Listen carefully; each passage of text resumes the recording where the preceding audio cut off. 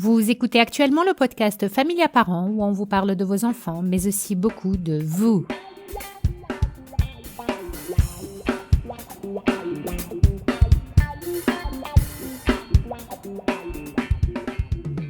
Bonjour, je suis votre coach familial, Kauthar Blibustinewi, et ceci est le 16e épisode de mon podcast Familia Parents. Dans l'épisode précédent, l'épisode 15 donc, je vous ai parlé des causes du mauvais comportement, des raisons qui poussent nos enfants à avoir des comportements répétitifs que nous qualifions de mauvais et de l'importance de comprendre ce qu'il y a derrière ces comportements, autrement dit, le pourquoi de votre enfant. Je vous ai aussi parlé des deux besoins psychologiques fondamentaux de l'être humain selon la psychologie adlérienne, l'appartenance et la valorisation. Le comportement humain serait donc régi par la volonté de satisfaire ces deux besoins.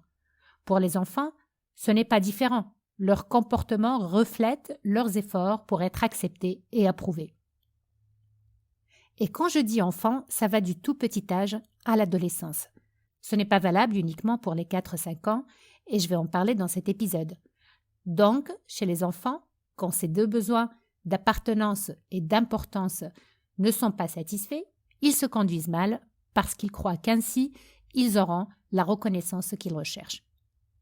Leurs objectifs erronés sont les suivants: accaparer l'attention, obtenir du pouvoir, se venger ou montrer leur incapacité. Ce sont des objectifs erronés parce que leur objectif réel reste la reconnaissance, qu'ils soient vus et valorisés. Dans cet épisode, nous allons nous concentrer sur le premier objectif mirage, accaparer l'attention. Donc l'enfant ici fait tout pour accaparer votre attention. Il vous appelle 1 million de fois, il est constamment collé à vous, ou alors il fait le pitre ou des bêtises. Il se chamaille peut-être constamment avec ses frères et sœurs, il brave les interdits, ou il demande sans cesse votre aide. La croyance derrière le comportement de cet enfant est la suivante: je compte ou j'appartiens seulement si on fait attention à moi, si les autres me remarquent. C'est quand il mobilise les gens autour de lui ou qu'il obtient des traitements de faveur que cet enfant se sent appartenant et important. Il est en fait en train de vous dire « remarquez-moi, impliquez-moi ». Il n'y a rien de mauvais à ce qu'un enfant ou même un adulte demande de l'attention. Nous avons tous besoin d'attention.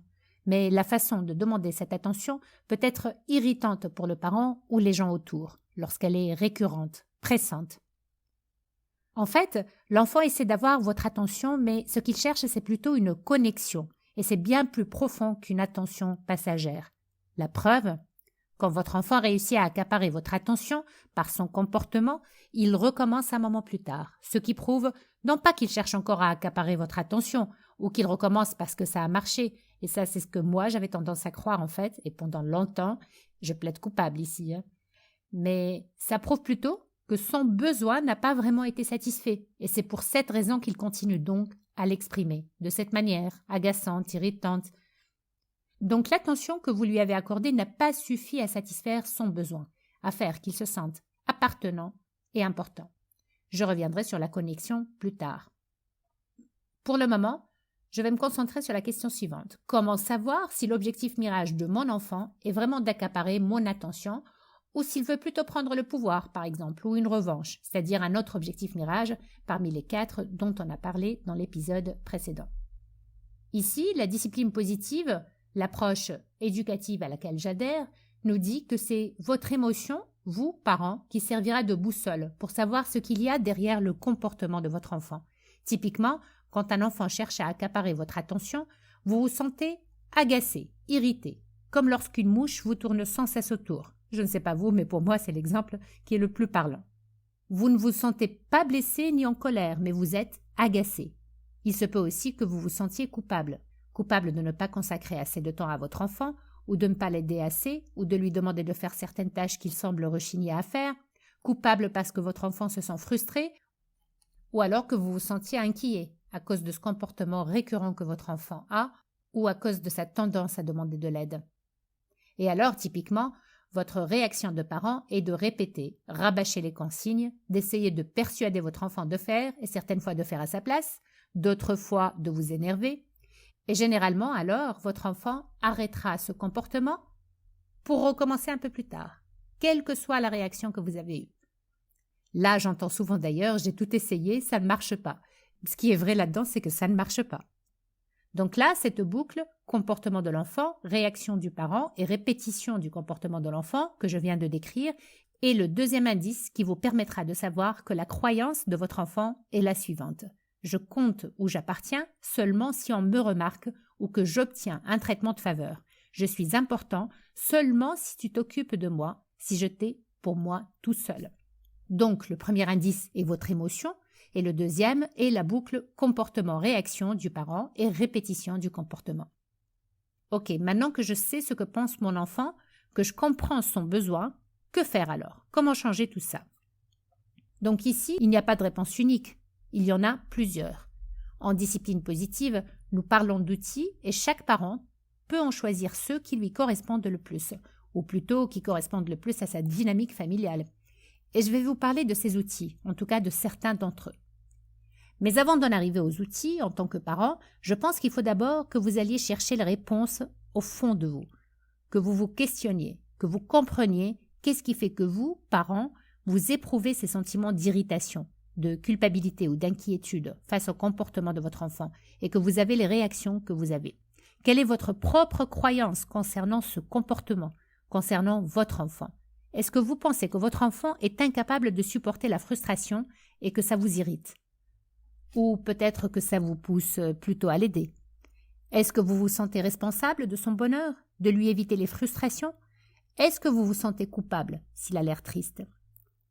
Je voudrais m'arrêter un moment ici, car souvent le problème est là, et le plus dur à faire est ceci. Il est important de se dire et de se redire que nous ne devons pas épargner les difficultés à nos enfants, ni les frustrations, dans la limite de leur âge évidemment.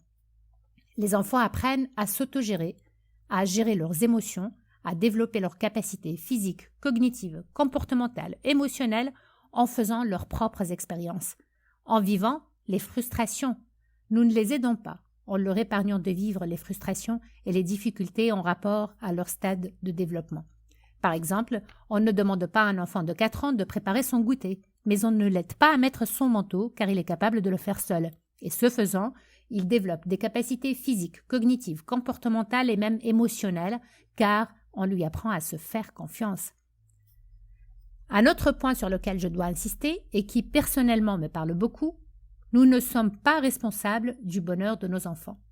La tristesse fait partie de la vie et l'enfant peut et doit apprendre à la gérer pour développer une relation saine avec lui-même d'abord. Je ne dis pas qu'il faut chercher des occasions de rendre votre enfant triste, ne me comprenez pas mal. Je dis que la peur de le rendre triste ne doit pas être le moteur de vos réactions, à vous, parents. Les valeurs, les principes, le bien de l'enfant doivent en être le moteur. Et le bien de l'enfant ne veut pas dire qu'il doit être heureux et avoir ce qu'il veut à tout moment. Un dernier point dont je voudrais parler avant de passer aux outils est le fait que nous, parents, sommes humains. Nous ne sommes pas des robots et nous n'avons pas de super pouvoirs. Quand nous sommes fatigués, épuisés, stressés, il est très difficile qu'on ait la lucidité et le calme nécessaires pour comprendre ce qu'il y a derrière le comportement de nos enfants et réagir en conséquence. Si cette situation est passagère, soit, ça nous arrive à tous. Mais si c'est quelque chose de récurrent, qui s'installe dans la durée, il vous faudra commencer par là. Prenez soin de vous.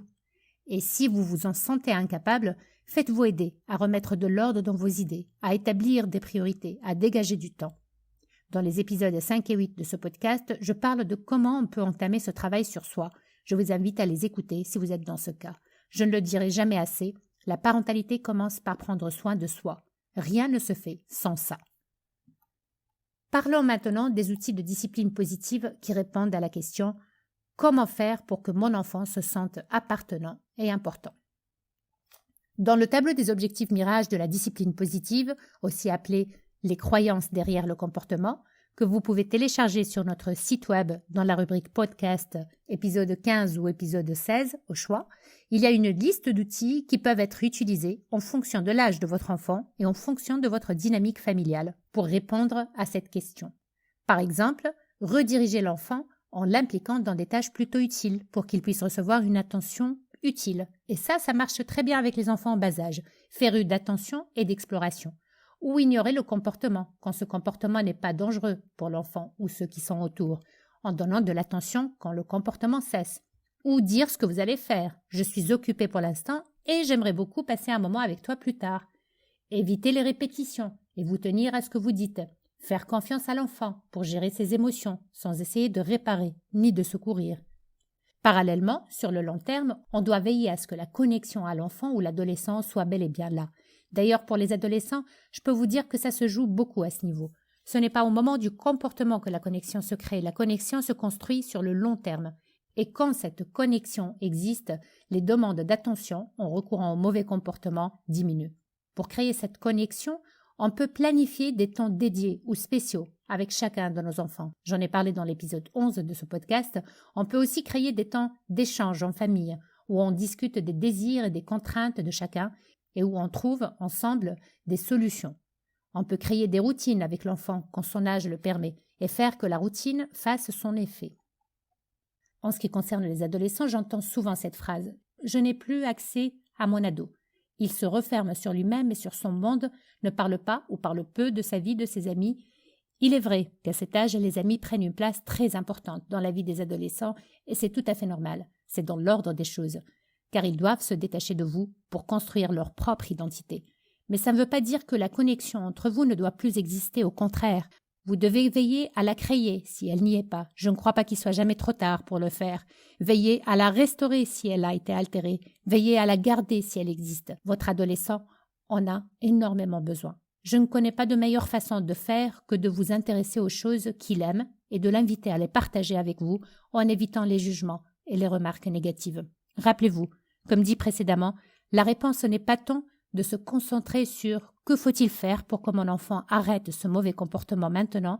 que de répondre à la question « que faut-il faire au quotidien pour que mon enfant se sente impliqué et valorisé ?» Et vous verrez que son comportement changera de lui-même. Trouvez aujourd'hui la manière qui vous correspond le plus et qui répond à cette question. Ça vous changera. Parole de coach. Sur ce, on arrive à la fin de ce podcast. Merci de m'avoir écouté. N'oubliez pas de me faire part de votre retour d'expérience. Je serai heureuse de vous lire et de pouvoir vous aider.